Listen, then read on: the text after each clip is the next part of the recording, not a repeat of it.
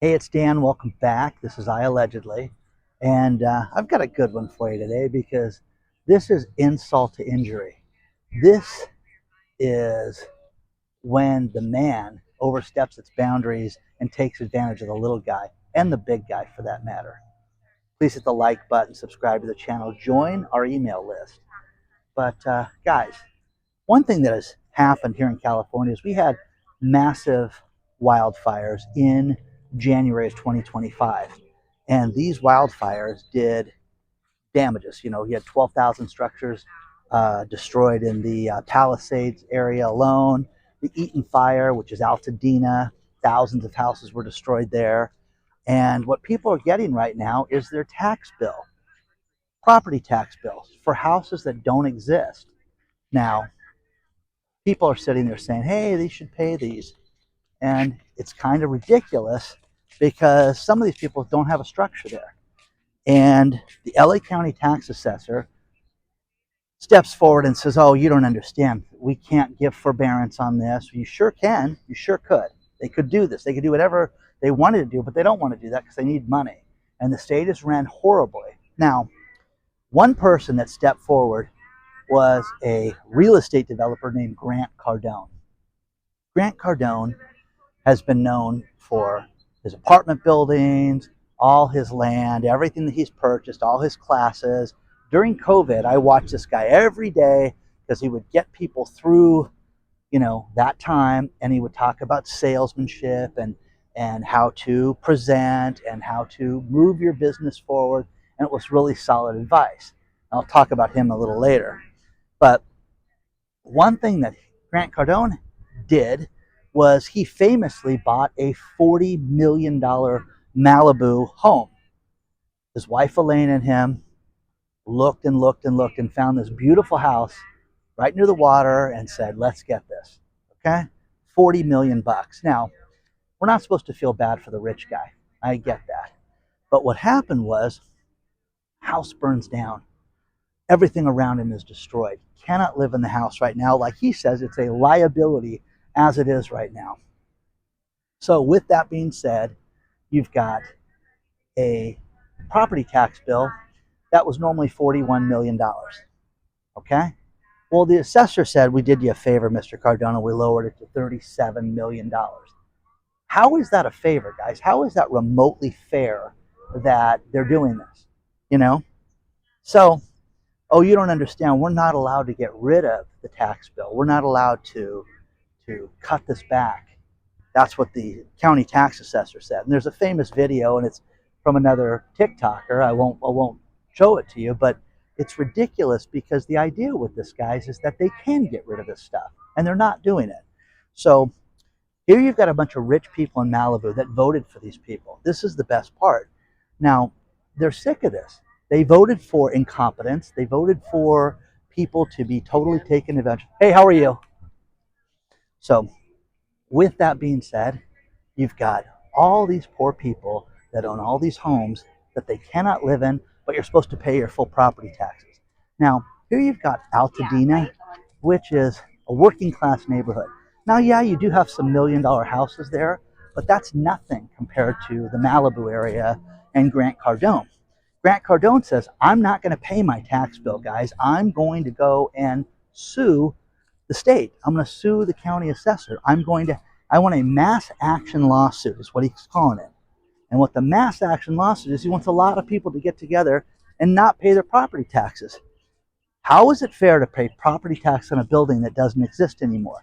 Now, the county assessor, who's never run a business, who's an idiot, said, no, you don't understand. These figures were determined 6 months earlier when the house was there, and we gave Mr. Cardone a deal. What they did was they said that the house that was worth $41 million, they reassessed it for $37 million. Guys, this is, hundreds of thousands of dollars he's going to pay in property taxes. No, how is that fair? How is that fair? Now, I don't care if you like Grant Cardone or not. I'll tell you why he's a great guy in a minute. But here's the thing. He is presenting something. Donald Trump, you want to have no tax on tips. You want to have no tax on overtime, no tax on Social Security. Let's step it up one step further. if you are over 65 years old, you should have no property tax on being over 65 years old. Now that is a hell of an idea. As I get older, I'm thinking, wait a second, I don't want to pay property taxes. How great is that? The majority of people that lose their homes as they get older because of property taxes, unforeseen expenses. Look at Connecticut. Laura from Connecticut sent me a great article about this poor community that is, number one, losing money because the city's not running its municipality well. So what did they do? They raised everybody's property taxes by, $3,000. Now you can sit there and say that's not that much money, Dan. It is. If you make $1,800 a month and you're on Social Security and your house is paid for and it's not worth $100,000 and you get a $3,000 bill, what are you going to do? Who's going to pay that? See, there's the thing. Not everybody has somebody. Not everybody has a friend. Not everybody has, Dan in their life. Oh, listen, let me help you out. Let me write you a check. A lot of people don't have that. And $3,000 might as well be $30 million for some of these people. Now, that would be a great thing. This would be insane. And Grant, because he's Grant Cardone, will get an audience with the president. Here's the one thing about this president is that everybody gets to, if you have an idea and you have a suggestion, you can fly to Mar-a-Lago on your own dime. Grant lives in Florida, so Grant can go down the street and go to Mar-a-Lago and sit with the president and present ideas like this, at least to his team and then to get to the president. But no tax over 65, I'm all for that. I'm closer to there than I am anyplace else. Now, Grant Cardone. Cal State Fullerton University here, college here in Southern California, has a marketing department. And one thing that I was honored with a few years back was, hey, why don't you become a mentor for the marketing department? And they have a great program with this marketing class. And Scott, the professor that ran it, would bring different professionals in and he would help guide the students. And what they would do is this college would sell marketing programs to businesses and then the college students would write them. I think at the time they charged them $2,500 or $3,000. And these students, part of their project was to make a presentation to the company as to why they should have, what they should do marketing, selling products, things like that. I think I did it 4 semesters. And one of the semesters, one guy, they were looking for different businesses. He said, I'm a motivational speaker. Why don't you guys do me?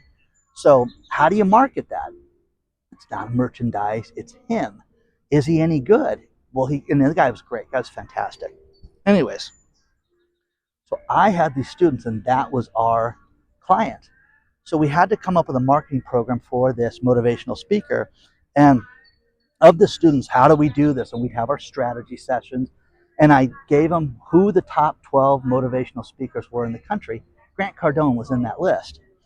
And reach out. Let's take you take 3, you take 3, you take 3, and let's see who you can talk to, who you'll get answers from, whether it be their staff or it be the individual. Now, Grant Cardone, one of the students, I won't say her name, but she reached out to Cardone Industries. He called her back. Hey, when do you want to talk?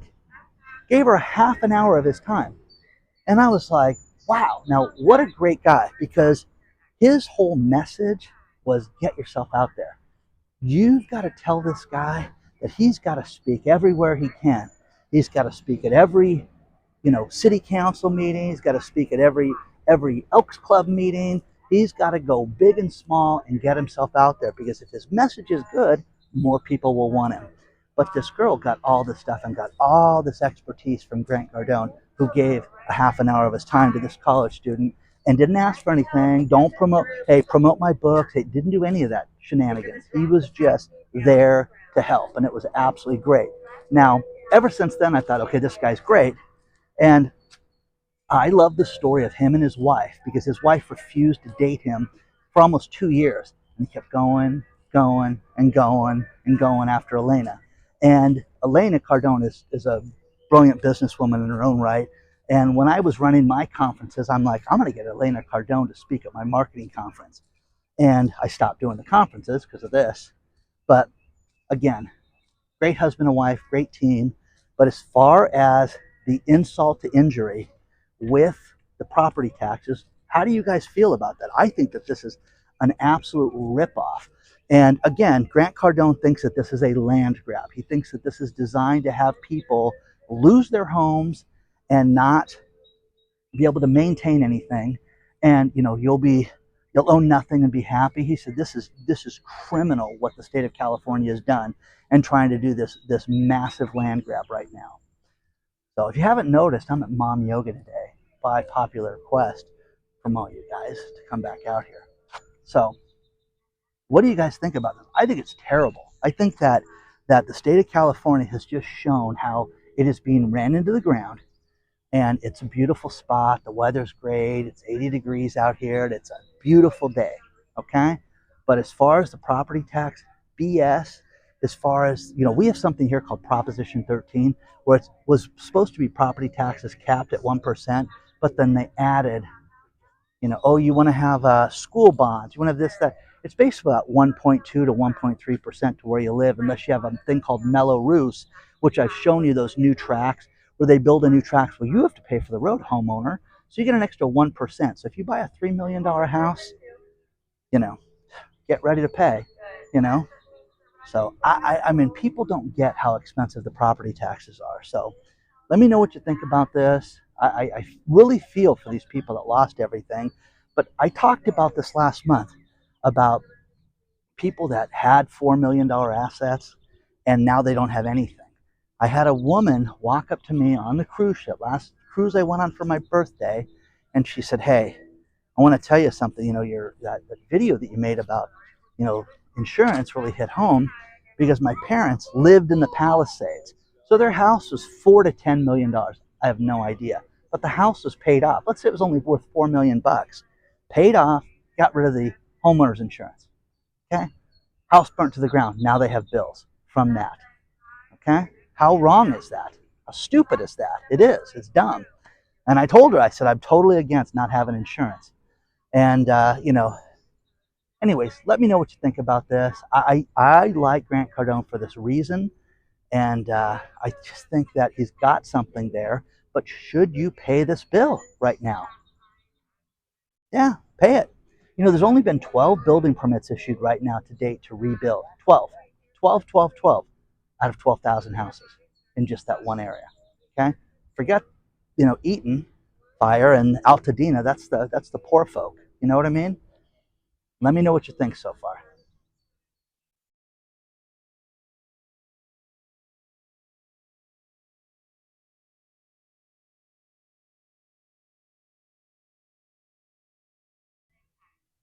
There's more to cover. And first thing, we have to watch out for the elderly right now. Mountie Brown was a man that worked at a Clinton, Maryland bank.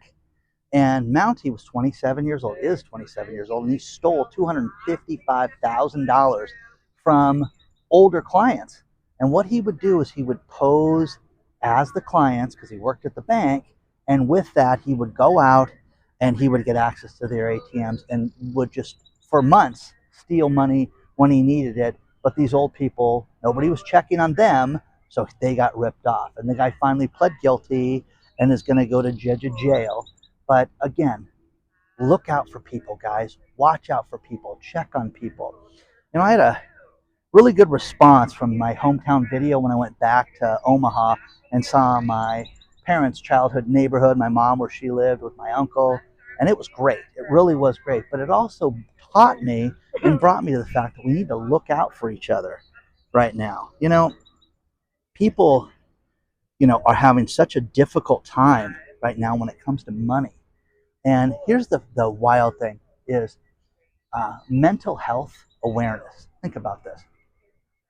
People are not doing well mentally when it comes to their finances. And only 17% of the people that they surveyed from study finds can afford therapy right now. So here you've got basically, out of 5 people, you've got almost 40% of the people say that they're mentally unfit to deal with the current situation. How awful is that? So you can sit there and say, oh, grow a pair, toughen up. We're all in this together, be an adult, okay? A lot of people have a difficult time. And, I dealt with had breakfast with my cousin this morning before I came here, and we were talking about how tough it is for people right now that are married and one person's losing their job, and the stress that people are going under right now sometimes is too much to handle, and people don't want to talk about the one thing that drives relationships apart, and that is money. Rarely is it cheating, rarely is it anything else. It's the fact that they're having financial difficulties. If you know that, fix it, guys. Fix it. Now, here's something that hit home with me. You know what it costs to have the average family to have daycare? Okay? It is incredibly expensive. Some people spend more money on daycare than they do on rent. And my kids are 27 and 24. When they were young, we had the greatest daycare program. We could drop our kids off at schools, two different schools, okay, because of their age difference, a few years apart. The daycare program had a van, and they would pick the kids up from school at their different times and drive them to daycare. And then we would pick them up between 5 and 6 o'clock at night, every night. And it was the greatest money well spent because we could work and go about our day. But was it expensive? Oh, yeah, it was a ton. I think one year I spent almost $20,000 on daycare, okay? And when was that? 2007, guys? Whenever the hell that was. Way back when, okay? These people today are spending more on daycare than they are on rent right now. So you want to have a cheaper way to fix things, have cheaper daycare. Not everybody's got grandma, not everybody's got a good program. Now, here's the thing about this. Kids' homework was done, they had teachers, they had fun activities every month, they would have a summer camp. I donated the t-shirts for the summer camp every year. Every single year I did that. And it was the greatest thing ever. But not everybody has it. Everybody can afford stuff like that. But man, I'm telling you, that is outrageous. When I saw these numbers, I was blown away that people, it's like, imagine pay a double rent. And so when you sit there and you think about your nieces, your nephews, your kids, what they pay for this stuff, it's crazy. I know somebody that, the mom was single and she was watching the kid. Oh, I'm dating, Charlie's a new guy in my life. And because of Charlie, she's no longer going to watch the kids. So they have to pay somebody to watch the kid. Okay? Not everybody has that. So share your thoughts on this stuff. Let me know what you think about that. But again, you can budget for certain things, but you got to make the money to be able to pay for it. Remember that. I'm going to finish this video with these last few things.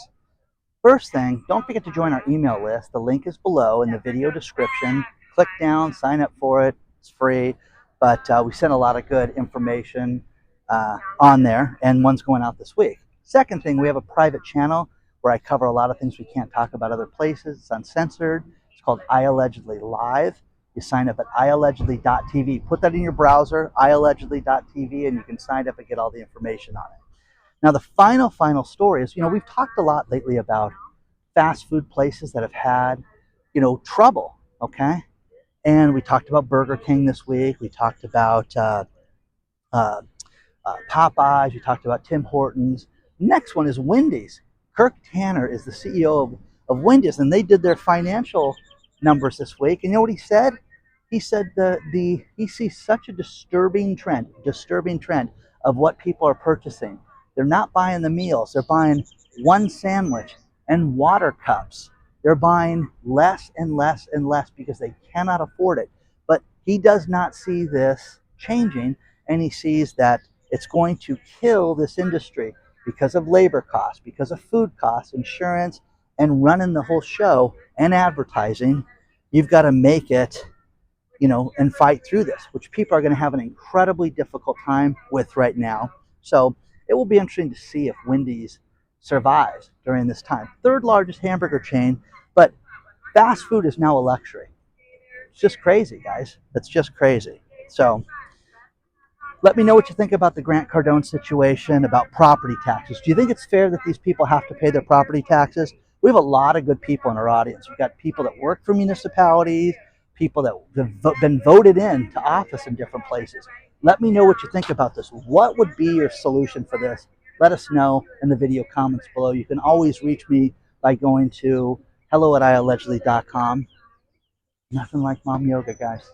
Okay? Onward and upward. I'll see you guys very soon.